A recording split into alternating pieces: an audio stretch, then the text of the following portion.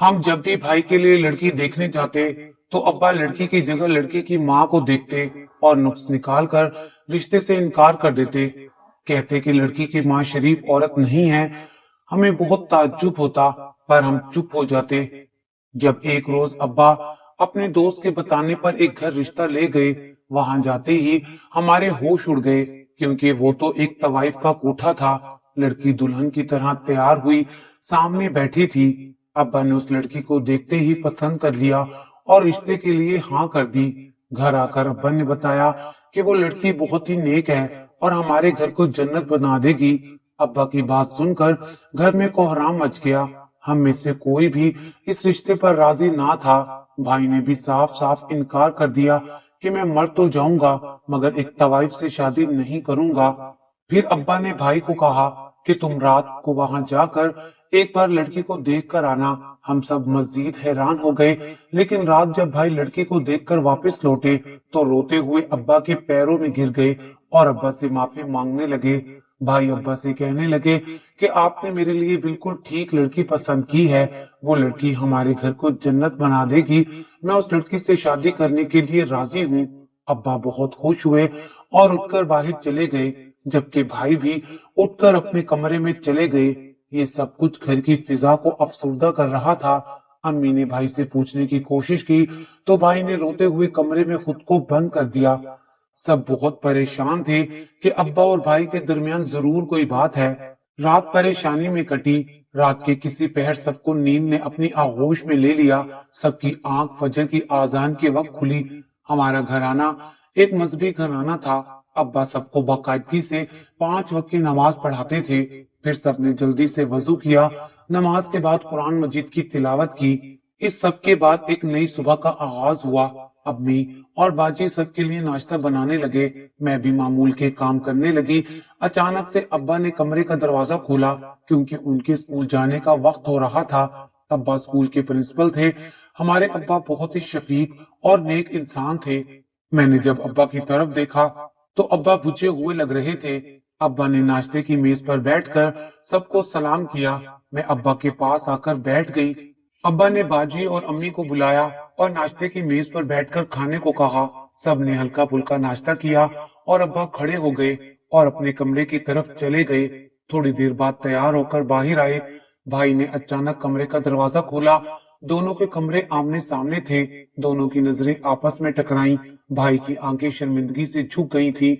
हम सब हैरान थे कि आखिर उस लड़की को देखने के बाद भाई इस रिश्ते के लिए कैसे मान गए हैं। उस वक्त अब्बा मुसलसल भाई को देख रहे थे और हम सब कभी अब्बा को और कभी भाई को देखते और कभी एक दूसरे को।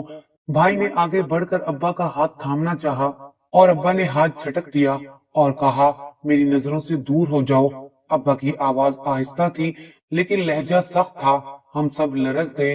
अब्बा ने भाई से कहा कि तुमने मेरा मान और भरोसा तोड़ा है। भाई की नजरें झुक गई थी और अब्बा स्कूल जाने के लिए निकल पड़े। भाई दोबारा कमरे में बंद हो गए।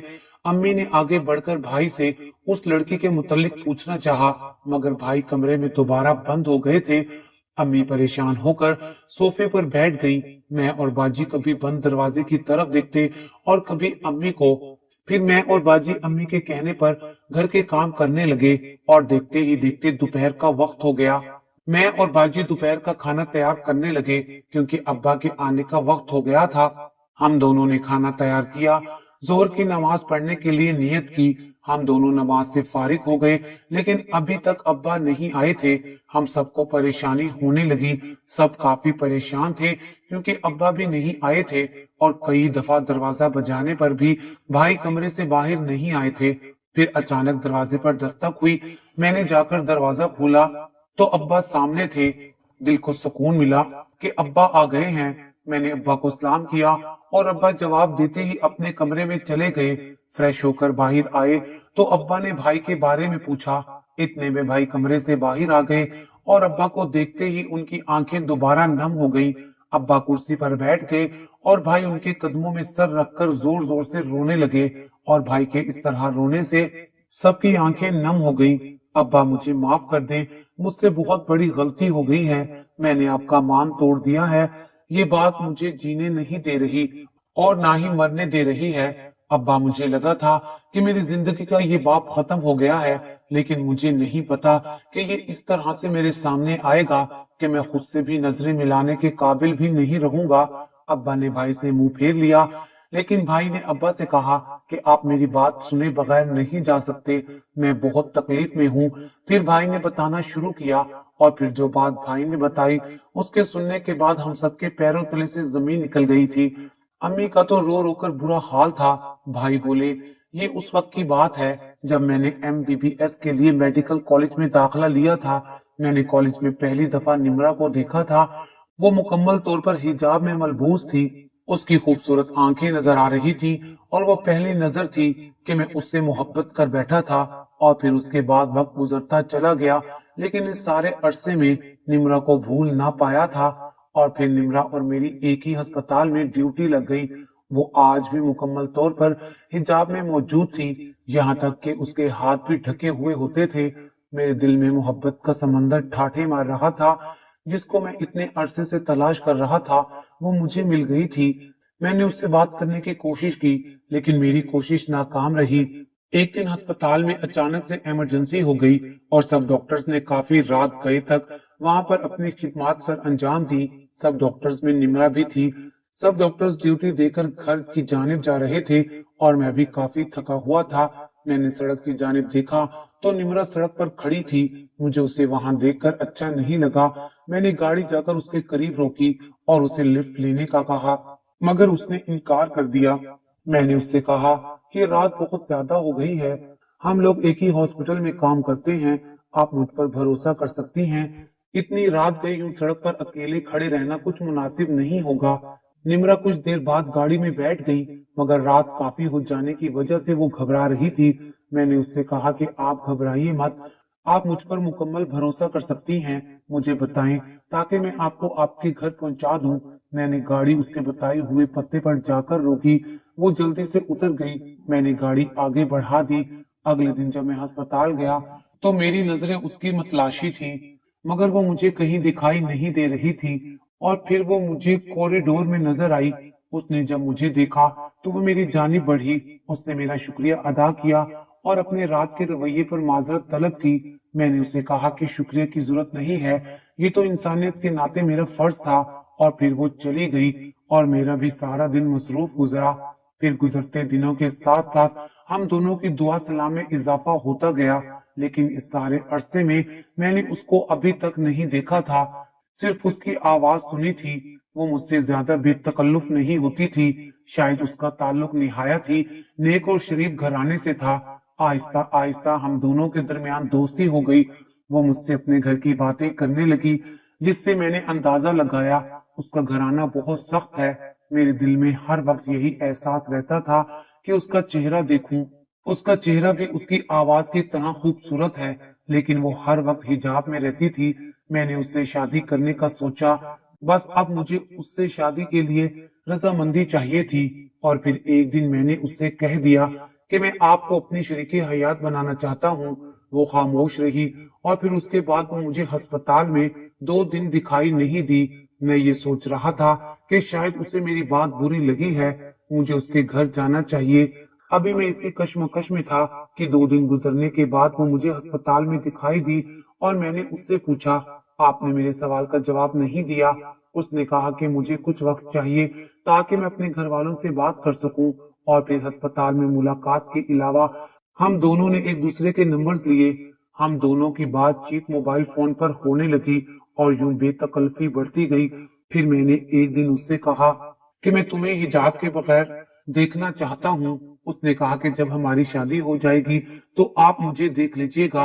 और पहली दफा मेरे दिल ने इस बात को कबूल नहीं किया, और मैं उससे होने वाली हर बात में उसका चेहरा देखने पर इसरार करता। मैंने उससे नाराजगी का इजहार भी किया था, और फिर मैंने उसी वजह से 2 दिन उससे बात भी ना की। तीसरे दिन शाम को उसने मुझे फोन किया और कहा कि मैं आपको अपना चेहरा दिखा सकती हूँ, सिर्फ इसलिए कि हम दोनों ने शादी करनी है। उसकी बात पर मैं बहुत खुश हुआ, और फिर हम दोनों एक जगह पर मिले। और आज उसने अबाया तो पहना हुआ था, लेकिन आज उसका चेहरा ढका हुआ नहीं था। मैं उसे देखकर हैरान रह गया, क्योंकि वो तो मेरी सोच से भी बढ़कर हसीन थी। मैं इस सोच में पड़ गया कि कोई इतना कैसे हसीन हो सकता है, और मैंने सोचा कि ये खूबसूरती पर्दे में रहने के काबिल है। बस वो ज्यादा देर नहीं रुकी और फिर वो चली गई, और मैं उसकी खूबसूरती में दिन ब दिन डूबता चला जा रहा था। मैं हर वक्त उसके चेहरे के नक्श को याद करता रहता था। हम दोनों की बात तो मामूल के मुताबिक हो रही थी, लेकिन मैंने उसे दोबारा कभी मिलने का तकाजा नहीं किया था। लेकिन मैं उसके बारे में हर वक्त सोचता रहता था। उसकी खूबसूरती के बारे में सोच सोच कर मेरे दिमाग पर शैतान हावी हो रहा था। उसे देखने के बाद कब मेरी मोहब्बत हवस में बदलती चली गई, मुझे इस बात का इल्म ही ना हुआ। मैंने उससे कुछ दिन बात न करने का इरादा किया। वो मुझे फोन करती, मगर मैं उसकी कॉल काट देता, और अस्पताल में भी उससे बात करने से गुरेज करता रहा। शायद मैं अपनी इस तब्दीली को कोई नाम नहीं दे पा रहा था। और फिर मैंने उसे दोबारा मिलने का तकाजा किया। वो नहीं मानी, लेकिन मेरे ज्यादा इसरार करने पर वो मेरी बात मान गई। काश वो उस दिन आती ही ना। उसके बाद तो भाई की आंखों से आंसू आने लगे थे। अचानक भाई अब्बा के कदमों में बेहोश हो गए। मैं जल्दी से जाकर भाई के लिए पानी लेकर आई। अब्बा ने भाई के चेहरे पर छींटे मारी, मगर वो बेसुध पड़े हुए थे और हमें कुछ समझ नहीं आ रही थी। अब्बा ने जल्दी से एम्बुलेंस को कॉल की और भाई को लेकर अस्पताल की तरफ रवाना हुए। भाई की हालत देखकर हम सबके हाथ पांव फूल गए थे। खुदा से दुआएं करने लगे कि इनकी तबीयत ठीक हो जाए। और काफी वक्त गुजर गया था, मगरिब की आजान भी हो गई थी, और हम सब जाए नमाज बिछाए दुआएं कर रहे थे। और बाजी बार बार अब्बा को फोन मिला रही थी, लेकिन वो फोन नहीं उठा रहे थे, और हम सब की परेशानी बढ़ती जा रही थी। शाम के बाद इशा की आजान आ गई और अहमद भाई की कोई खबर नहीं मिल रही थी। हम सब नमाज पढ़कर फारिग हो चुके थे। अचानक फोन की घंटी बजी। जल्दी से बाजी ने फोन उठाया और अब्बा की आवाज थी, तुम्हारे भाई को होश आ गया है, खतरे वाली कोई बात नहीं है, डॉक्टर उसको सुबह डिस्चार्ज कर देंगे, तुम लोग अपनी अम्मी का ख्याल रखो। हम सभी ने अल्लाह ताला का शुक्र अदा किया। अहमद भाई खतरे से बाहर थे। फिर रात भी कट गई। सुबह का आगाज नमाज और कुरान पाक की तिलावत से किया। उसके बाद मामूल के काम करने लगे। अचानक दरवाजे की घंटी बजी। मैंने जाकर दरवाजा खोला तो भाई अब्बा के सहारे खड़े थे। मैंने अब्बा के साथ भाई को सहारा दिया, उनको ले जाकर कमरे में लिटाया, और अब्बा आकर सोफे पर बैठ गए थे। मैंने उनको पानी का गिलास दिया और वो बहुत ज्यादा परेशान दिखाई दे रहे थे। अम्मा ने अब्बा से पूछा कि अहमद को क्या हुआ था, आप कुछ बताएं तो सही कि अहमद क्यों बेहोश हो गया था। अब्बा ने बताया कि डॉक्टर्स ने कुछ ना खाने की वजह से कमजोरी बताई है। भाई अभी थोड़ी गनूदगी में था। अम्मी ने अब्बा से पूछा कि आज आप स्कूल जाएंगे। उन्होंने कहा कि मैंने छुट्टी ले ली है, मैं घर पर रहूंगा, अभी थोड़ी देर तक मुझे कहीं जाना है। अम्मी ने अब्बू को नाश्ता दिया।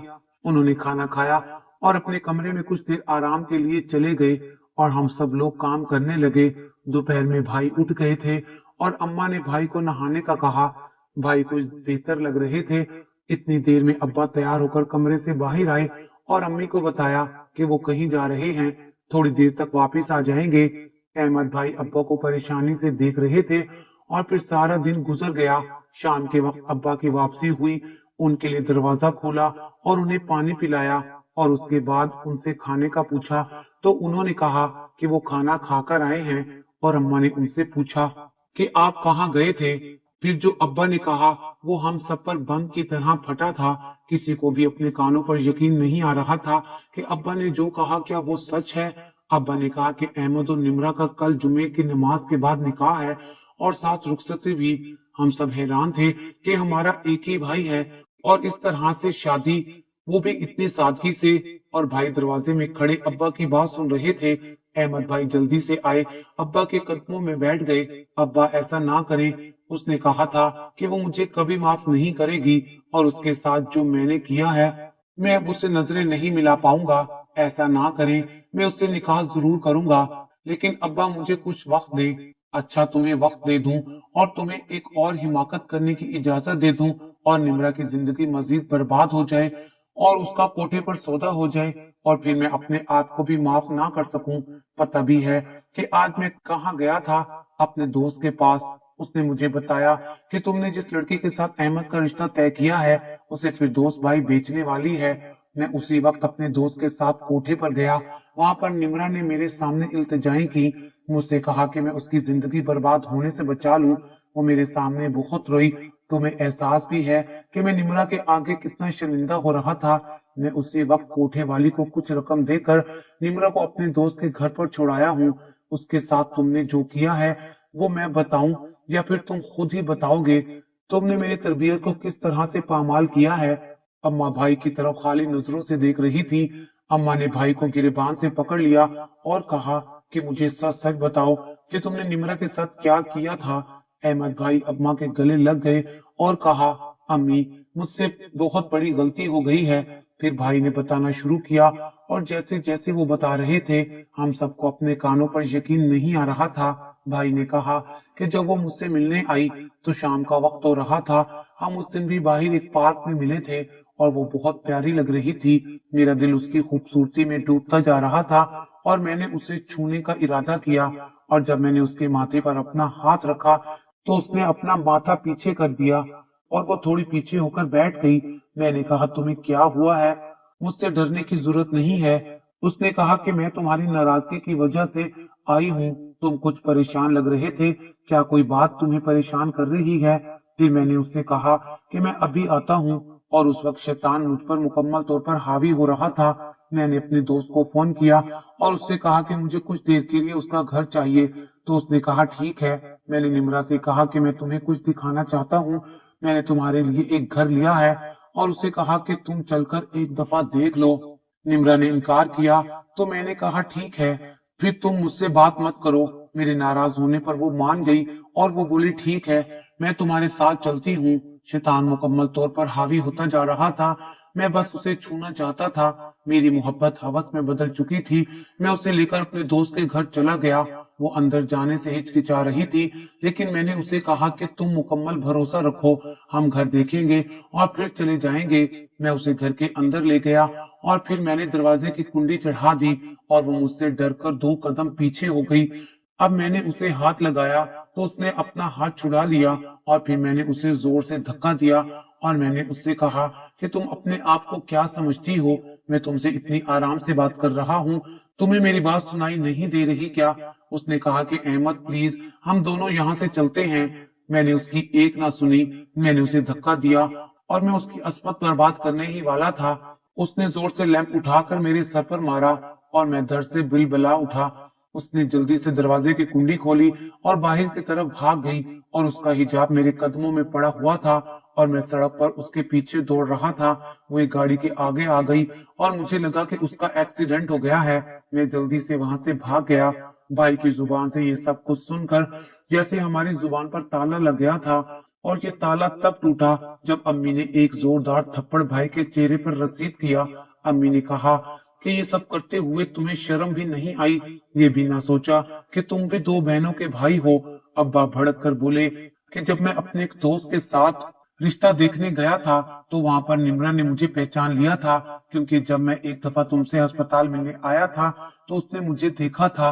तभी कुछ देर के लिए निम्रा अंदर कमरे में गई और एक कागज लाकर चुपके से मुझे दे दिया था, जिस पर उसने अपनी सारी आपबीती लिखी हुई थी, जिसे पढ़ने के बाद मेरा सर शर्म से झुक गया था। और वो जब गाड़ी के आगे आई थी उसका एक्सीडेंट नहीं हुआ था, वो बच गई थी। जब वो रोती हुई ऐसी हालत में अपने घर पहुंची तो उस पर एक और कयामत टूट पड़ी।